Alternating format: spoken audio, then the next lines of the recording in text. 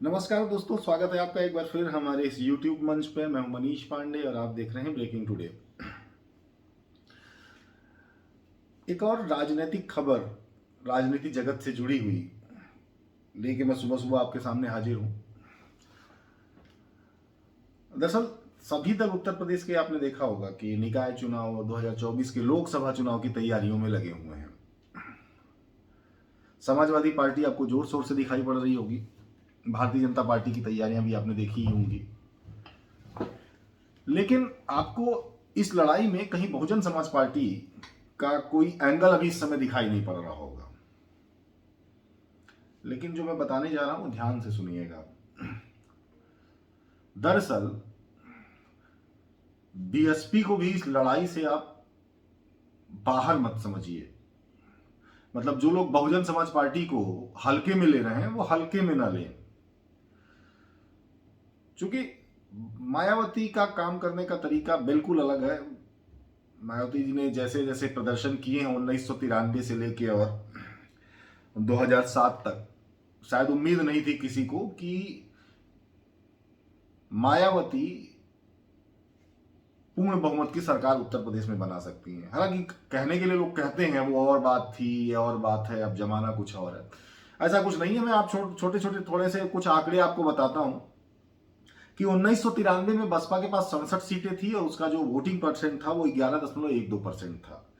फिर 96 में 67% पहुंची, 67 सीटें पहुंची। मतलब सीटें वही थी लेकिन वोटिंग परसेंट बसपा का 19.64% हो गया। फिर 2002 में जब चुनाव होते हैं तो बसपा की सीटें 98 हो जाती हैं और इनका वोटिंग परसेंट जो होता है वो 23.08 हो जाता है।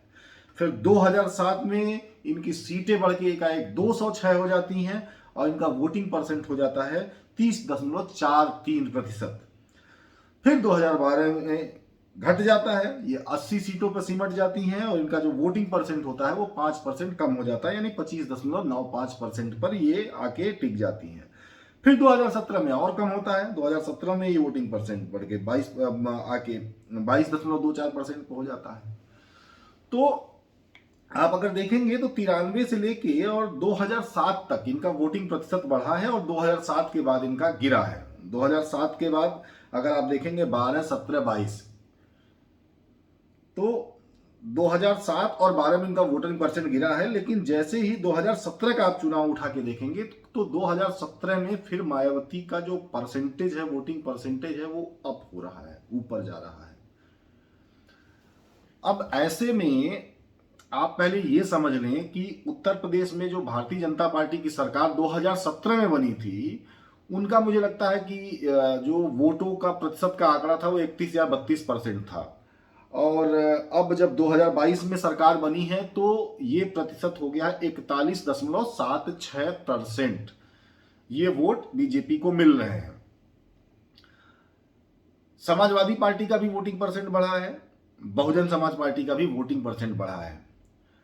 भाजपा का जो ये 30 से 40 हुआ है, ये माना जा रहा है कि जो ओबीसी वर्ग है, जो कभी समाजवादी पार्टी को वोट करता था, उसने भारतीय जनता पार्टी को वोट किया।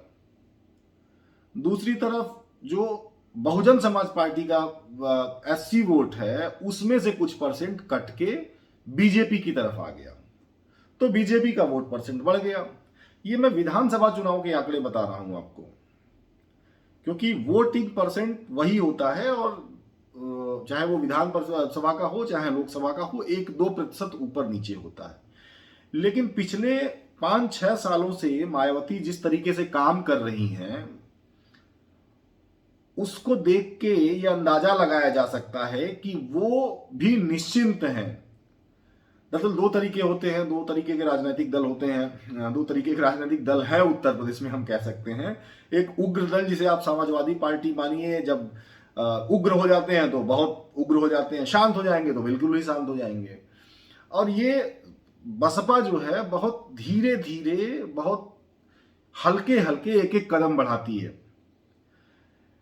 आप उठा के अगर देख लेंगे कि आज अखिलेश यादव की पार्टी में जो, चाहे वो स्वामी प्रसाद मौर्य हों, रामचल राजभर हों, इंद्रजीत सरोज हों, ऐसे बहुत सारे नेता हैं जो कभी मायावती के करीबी होते थे, मायावती के नाक के बाल कहे जाते थे।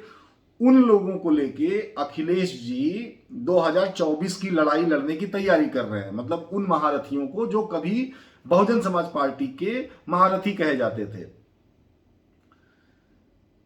लेकिन इनको पार्टी से निकालने में बीएसपी की सुप्रीमो जो है, सुप्रीमो इसलिए कहा जा रहा है, सुप्रीमो खास शब्द उन्हीं के लिए इजाद किया गया था राजनीति में, क्योंकि पहले फिल्मों में सुप्रीमो हुआ करते थे, राजनीतिक दलों में सुप्रीमो नहीं हुआ करते थे। लेकिन मायावती जी का जो काम काज करने का तरीका है और उनका जो निर्णय लेने की उनकी जो क्षमता है और जिस तरीके से वो निर्णय लेती हैं पार्टी में, मतलब उनके पास सुप्रीम पावर है। कहने के लिए तो बाकी सारी राजनीतिक दल हैं, उनके पास जो राष्ट्रीय अध्यक्ष होते हैं उनके पास सुप्रीम पावर होती है, लेकिन उसमें दखलंदाजी उनके फैसलों में और लोगों की होती है, लेकिन यहां बिल्कुल नहीं है, तो इसलिए उन्हें सुप्रीमो कहा जाता है। तो मैं बता रहा हूं कि बसपा सुप्रीमो ने नसीमुद्दीन सिद्दीकी हो गए, स्वामी प्रसाद मौर्य हो गए, रामचल राजभर हो गए, इंद्रजीत सरोज हो गए, बहुत सारे ऐसे नेता, उनको पार्टी से निकालने में 1 मिनट नहीं लगाया। उसके पीछे वजह सिर्फ ये थी कि उनका जो दलित वोट बैंक है वो उनसे ना खिसके, उनकी जो सख्त प्रशासक वाली छवि उनके वोटरों में वो बनी रहे। अब आपको 2017 का आंकड़ा बताया मैंने, 2017 के आंकड़े में 22% के आसपास जो है मायावती 2017 में पहुंच गई थी। 22 में थोड़ा सा और फ्लैक्चुएशन हुआ। अब 24 में एक बार फिर मायावती पूरी ताकत के साथ चुनाव लड़ने की तैयारी में है। निकाय चुनाव में भी देख लीजिएगा, निकाय चुनाव में भी उनका असर दिख जाएगा आपको। अब दो जो महत्वपूर्ण बातें हैं, समाजवादी पार्टी बीएसपी में सेध लगाने की कोशिश कर रही है। बीएसपी के नेताओं के माध्यम से उनकी कोशिश है कि दलित वोट बैंक जो 22% है वो इनकी तरफ आ जाए, उसमें से 10% भी अगर आ जाए तो 30% 31% इनको वोट मिल ही रहा है, 41% पे 42% पे चले जाएंगे, ये बड़ी पार्टी हो जाएंगे, अच्छा प्रदर्शन हो जाएगा, ज्यादा सीटें जीत लेंगे लोकसभा चुनाव में। लेकिन बहन जी ने भी आजकल समाजवादी पार्टी के वोट बैंक में सेध लगाने की तैयारी शुरू कर दी है।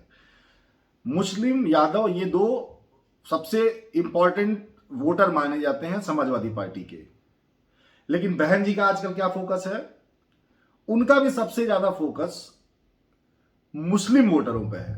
आपने देखा होगा कल असद का एनकाउंटर हुआ, अखिलेश जी ने भी उस पर अपनी नाराजगी जाहिर की, बहन जी ने सीधा सीधा उसे विकास दुबे के एनकाउंटर से जोड़ दिया। तो बहन जी भी ये दिखाने की कोशिश कर रही हैं कि वो भी हितैषी हैं उनकी मुस्लिम वोटरों की, और अखिलेश जी भी ये दिखा रहे हैं। मतलब अखिलेश जी थोड़ा सा पहले उन्होंने लिखा, थोड़ा पहले उन्होंने अपना बयान दिया, और बहन जी ने थोड़ा सा बाद में दिया, अंतर बस इतना सा था।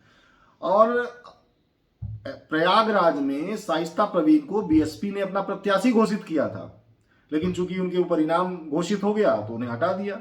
लेकिन एक चीज ध्यान रखने की वाली बात है कि उमेश पाल हत्याकांड के 2 महीने पहले शाइस्ता प्रवीण ने सदस्यता ली थी बहुजन समाज पार्टी की और उसकी उम्मीदवारी घोषित हुई थी, लेकिन मायावती जी ने अभी तक शाइस्ता प्रवीण को पार्टी से नहीं निकाला है, बचा के रखा है, संजो के रखा है, आगे पता नहीं क्या होगा।